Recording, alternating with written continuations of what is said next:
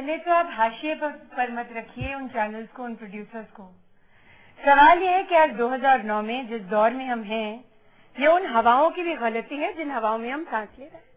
जिस समय हम लोग बुनियाद इस किस्म की टेलीविजन सीरियल्स होते थे, जैसा कि आपने कहा, I work with the best. कोई भी ऐसा डायरेक्टर टेलीविजन इंडस्ट्री का नहीं था जो अपने काम को लेकर उस गंभीरता को महसूस न करता हो जो आज हमें नहीं दिखाई दे रही है। और अगर आप और हम इसके बारे में सोच रहे हैं तो ऐसा नहीं है कि दर्शक इसके बारे में नहीं सोच रहा है। सवाल वही है जो आपके उस क्लिपिंग में आपके वॉइस ओवर ने कहा कि हर किसी चैनल पर आपके पास इस वक्त चॉइस नहीं बची है। बिल्कुल। दूसरी बात सिर्फ देखने और दिखाने का नहीं है। जिस खेल के बारे में पिछले कुछ दिनों से विवाद हो रहा है उसमें जैसे वेरी बिग प्राइज मनी, उसमें पैसा जुड़ा हुआ है। तो जब पैसा परिचायक बन जाएगा मनोरंजन का तो क्या होगा उसका हशर आपके सामने। बिल्कुल। और आज जो हम ये डिस्कशन भी कर रहे हैं वो आम आदमी का दर्द आपके सामने रख रहे हैं, क्योंकि आम आदमी बहुत प्रभावित है और वो कुछ कर नहीं सकता, क्योंकि जिस चैनल पर आप जाएंगे लगभग कमोबेश तस्वीर एक जैसी है। रागिनी, चूंकि आप युवाओं से जुड़ी हुई हैं इसलिए हम ये सवाल आपसे पूछ रहे हैं। हमने कई और टेलीविजन सीरियल्स देखे जिसमें कई लड़कियां थी, 2 लड़के थे और उन 2 लड़कों का दिल जीतना था। ऐसे रियलिटी शोज भी चल रहे हैं, कहीं शादी हो रही है। क्या युवाओं को ये पसंद है इसलिए ये सब कुछ हो रहा है? और देखिए, सबसे पहले तो मैं कहना चाहूंगी कि बहुत बड़ा सवाल नहीं है कि पसंद है या नापसंद है। बात सामाजिक परिवेश की गई कि आज जो समाज जैसा चाह रहा है वैसा मिल रहा है। कहीं ना कहीं डिमांड एंड सप्लाई का मामला है, टीआरपी का मामला है।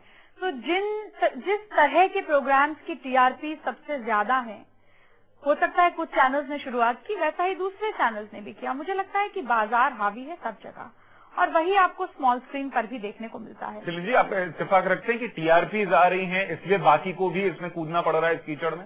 देखिए, मुझे तो लग रहा है कि ये जो सिचुएशन है वो इतनी वाइड स्प्रेड है कि बहुत डेंजरस है।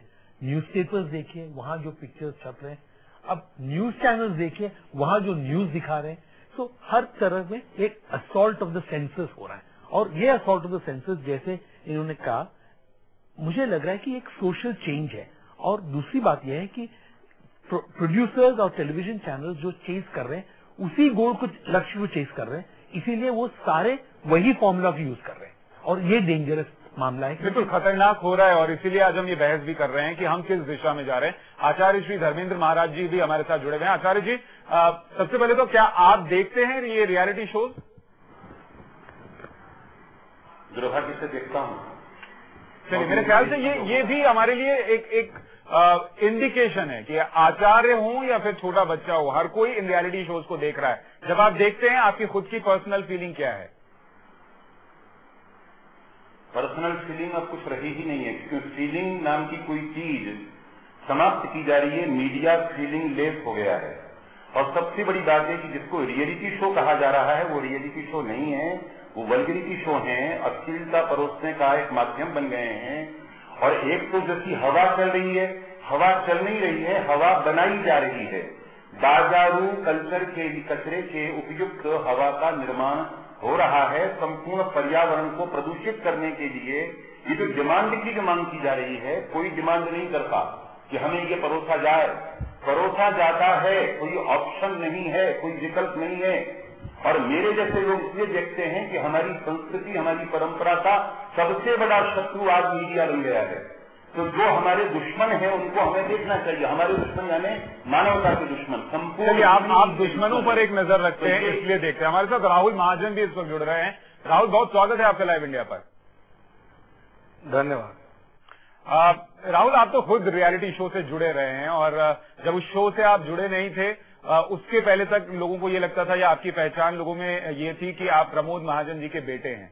लेकिन अब आपकी पहचान थोड़ी और आगे बढ़ी है, ज्यादा लोग आपको पहचानते हैं और बिग बॉस के कई किस्सों से जोड़कर आपको देखते हैं। आप मानते हैं कि इस शो ने आपको सेलिब्रिटी बना दिया? पहली बात है जी, आप एक तो बहुत जनरलाइज कर दिया आपने सारे शोज को। और जैसे आपने पहले एवी चलाया, उसके बाद जो मूड है ऑलरेडी इतना नेगेटिव कर दिया है। तो मेरे ख्याल से मार्केट में सारी चीजें हैं। मैं फिलहाल तो छोटे मियाँ कर रहा हूँ, जो बच्चों का शो है जिसमें तथाकथित अश्लीलता नहीं है, हम हंसाते हैं। डांसिंग शोज भी है, सिंगिंग शोज भी है। समाज में सब तरह की चीजें, लोगों को जो लेना वो ले सकते हैं। जैसे आपने आपके एंकर जो एवी में आदमी ने कहा था कि हाथ में रिमोट कंट्रोल है, आप चूज कर सकते हो। मगर ये जनता पे है। वैसे मेरे ख्याल से देखिए, जैसे टीआरपी सब चैनल को जरूरी होती है, जैसे नेताओं को वोट जरूरी होते हैं, तो दोनों एक दूसरे के पूरक है। नहीं, लेकिन वोट देने के लिए जैसे हम नेताओं से कहते हैं कि वो अश्लील भाषा का प्रयोग ना करें, ऐसे भाषण ना दें, वैसे ही टेलीविजन पे भी कुछ जिम्मेदारी है। वानी, आप मानते हैं जो राहुल कह रहे हैं कि आपके पास रिमोट है, आप चेंज कर लीजिए, नहीं देखना चाहते हैं तो क्यों देख रहे हैं? इस विवाद को और इस विषय को थोड़ा सा आगे बढ़ाकर देखिए। बहुत सारे देश में एक सेंसरशिप नाम के शब्द को लेकर बहुत विवाद रहा है। हमेशा जो फिल्मों की बात होती है, हम भी फिल्म के कलाकार हैं, कई फिल्में हमने की, तो उसमें हमेशा सवाल था कि film full of sex, violence, ये वो इस तरह की बातें होती रही। एक सेंसर बोर्ड है जो बार बार विवाद के घेरों में रहा।